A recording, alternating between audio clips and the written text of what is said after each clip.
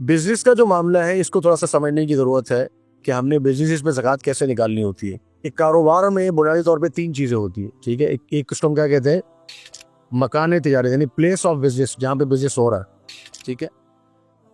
दूसरा है जिसको हम कहते हैं आले तिजारत, आले तिजारत यानी मशीनरीज वगैरह, ठीक है। तीसरा हमें जिसको कहते हैं प्रोडक्शन या सामान तिजारत, ठीक। तो हमारे पास 3 चीज़ें आ गई, मकान तिजारत, आलात तिजारत और सामान तिजारत, ठीक है। जो मकान तिजारत है और जो आलात तिजारत है उन पे ज़कात नहीं होती, उन पे ज़कात नहीं होती। ज़कात किस पर होती है? सामान तिजारत पे बस। अब इसको मिसाल से समझिए, मसलन एक फैक्ट्री है, उस फैक्ट्री में मशीनें रखी हुई हैं और उनके पास गाड़ियां हैं और उनके यहाँ प्रोडक्शन होती है। तो जो फैक्ट्री की लैंड है, जो ज़मीन है, उस ज़मीन की वैल्यू पर ज़कात नहीं होगी, ठीक है। उस फैक्ट्री के अंदर जो मशीनें रखी हुई हैं उन मशीनों के ऊपर भी ज़कात नहीं होगी। जो ट्रांसपोर्टेशन के लिए गाड़ियां रखी हुई हैं उन पर भी ज़कात नहीं होगी। ज़कात किस पर होगी? सिर्फ जो प्रोडक्शन हो रही है। 2 दलीलें हैं इसकी। एक तो ये कि अल्लाह रब्बुल आलमीन ने कुरान मजीद में जो फसल की ज़कात है ना, उसके बारे में क्या फरमाया? फरमाया कि वकुलू मिन समरिही व आतू हक्कहू यौम हसादिही, कि इसके फल को तुमने खाना है और जिस दिन इसके फल को काटोगे उस दिन तुमने इसकी ज़कात देनी है। तो अल्लाह रब्बुल आलमीन ने ज़कात किस पर लगाई है?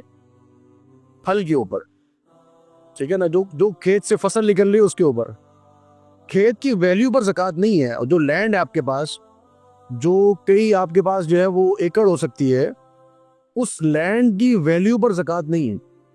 इसी तरीके से जानवर है, अब आपने ऊँट रखे हुए हैं, आपने गाय रखी हुई है, अब जाहिर बात है वो कहाँ रखेंगे आप? वो आप जो है वो ब्रीफ केस में तो नहीं रख सकते ना, आप उसको रखने के लिए जगह चाहिए। अब आपने जहाँ ऊँटों का बाड़ा बनाया होगा, आपने जहाँ गाय का बाड़ा बनाया होगा, जहाँ आपने बकरियां रखी होंगी, जिसको हम अस्तबल बोलते हैं या बाड़ा बोलते हैं, उस जगह के ऊपर अल्लाह रब्बुल आलमीन ने ज़कात नहीं लगाई कि आपके ऊँट जहाँ रहते होंगे आपने उसकी भी ज़कात देनी है, नहीं। लेकिन उस जगह पे जो प्रोडक्शन हो रही है, वो प्रोडक्शन क्या है? वो ऊँट है, ठीक है ना। वो क्या है? वो गाय है, वो बकरी है। तो उस प्रोडक्शन के ऊपर ज़कात। अगर मेरी एक जगह है जहाँ पे मैं तिजारत कर रहा हूँ, मेरा एक सुपर स्टोर है या मेरी एक दुकान है, उस दुकान की वैल्यू पर मैं ज़कात नहीं दूंगा। इसी तरह जो सामान तिजारत है, मेरे पास कोई गाड़ी है जिसके जरिए मैं ट्रांसपोर्टेशन करता हूँ, मेरे पास कोई मशीनरी लगी हुई है, प्रोडक्शन बना रहा हूँ, उसमें ज़कात नहीं। ज़कात होगी किसके ऊपर? सामान तिजारत के ऊपर, जो मैं प्रोडक्शन कर रहा हूँ। अब जो प्रोडक्शन कर रहा हूँ उसकी 2 किस्में हो सकती है।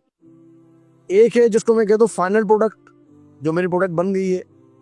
एक है जिसको मैं कहता हूँ रॉ मटेरियल, जो मैं खरीद कर बनाता हूँ। तो मैंने दोनों पर ज़कात देनी है। जो रॉ मटेरियल मैंने लिया हुआ है उस पर भी ज़कात देनी है, और जो फाइनल प्रोडक्ट मैं बना रहा हूँ उस पर भी ज़कात देनी है। लेकिन दोनों पर जो ज़कात देनी है उसकी कैलकुलेशन का तरीका मुख्तलिफ है। जो रॉ मटेरियल है उसकी मैंने ज़कात किस तरह निकालनी है? एज पर कॉस्ट, जितनी उस रॉ मटेरियल की कॉस्ट है। मतलब अगर मैंने 1000 रुपए की वो चीज़ खरीदी थी, तो अगर वो रॉ मटेरियल मेरे पास पड़ा हुआ है, अभी साल का आखिर आ गया, रॉ मटेरियल मेरे पास पड़ा हुआ है, ठीक है। मसलन मेरा काम है कपड़ा बनाने का, गारमेंट्स की फैक्ट्री है। अब वहां पे जो है वो धागा पड़ा हुआ है, मसलन जिससे गारमेंट्स बननी है, कॉटन पड़ा हुआ है। अब वो रॉ मटेरियल मेरे पास पड़ा हुआ है, तो उस रॉ मटेरियल का मैंने एज पर कॉस्ट उसको काउंट करना है कि ये एज पर कॉस्ट मैं इसकी जो है वो कैलकुलेशन करूंगा। और जो मैंने कपड़ा बना दिया है, जो गारमेंट्स मैंने बना दिए हैं, उनको मैं कैसे कैलकुलेट करूंगा?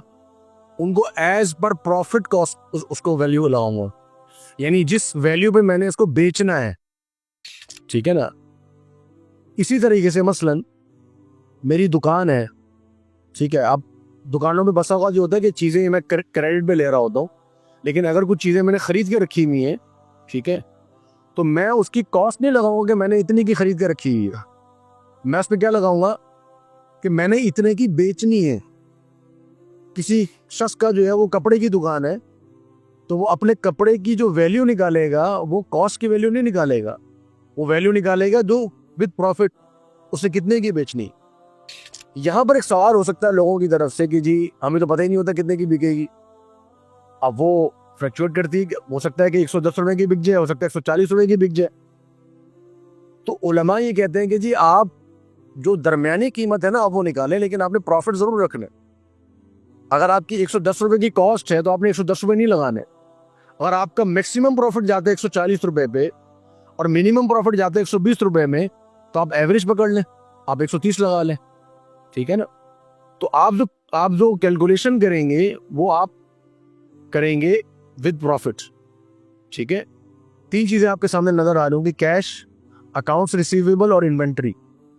हम अभी जो बात कर रहे हैं तीसरी की बात करें, इन्वेंट्री की बात कर, ठीक है ना। कैश तो आपने कर लिया, आपको पता है जी कैश तो मेरे पास पड़ा हुआ है। अकाउंट्स रिसीवेबल, आपने किसी को सामान उधार पे बेचा हुआ, आपने पैसे लेने हैं उससे, तो वो भी आपने लिख दिया। अब आगे इन्वेंट्री।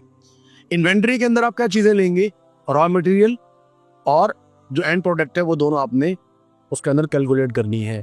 अगर किसी का कारोबार ही प्लॉट बेचने का है, मतलब वो उसका बिजनेस ही क्या है कि वो प्लॉट सेल करता है, तो प्लॉट बेसिकली उसका क्या है, प्रोडक्ट है, ठीक है ना। तो जितने भी प्लॉट उसके पास होंगे फॉर सेल, उसकी वो ज़कात देगा, ठीक है ना। जितने भी प्लॉट उसके पास फॉर सेल होंगे उसकी उसने ज़कात देनी है, अगर उसके पास साल गुजर गया है। इसी तरह गाड़ी पे ज़कात नहीं है, लेकिन अगर कोई गाड़ियाँ बेच रहा है, उसका जो प्रोडक्ट है वो है ही गाड़ियाँ, उसने गाड़ियों की ज़कात निकाल ली। अच्छा, एक होता है फिक्स्ड एसेट। फिक्स्ड एसेट मैंने आपको बताया, जैसे बिल्डिंग है, मशीनरी है, व्हीकल्स हैं, ये सारे किस में आते हैं, ये सारे आते हैं मकान तिजारत, आलात तिजारत। तो ये 2 अलग अलग चीज़ें हो गई हमारे पास, करंट एसेट, फिक्स्ड एसेट्स। जो फिक्स्ड एसेट है यानी मकान तिजारत और आलात तिजारत, इसमें ज़कात नहीं है। जो आपके करंट एसेट्स हैं जिसको हम सामान तिजारत कहते हैं, उस पर आपने ज़कात अदा करनी है।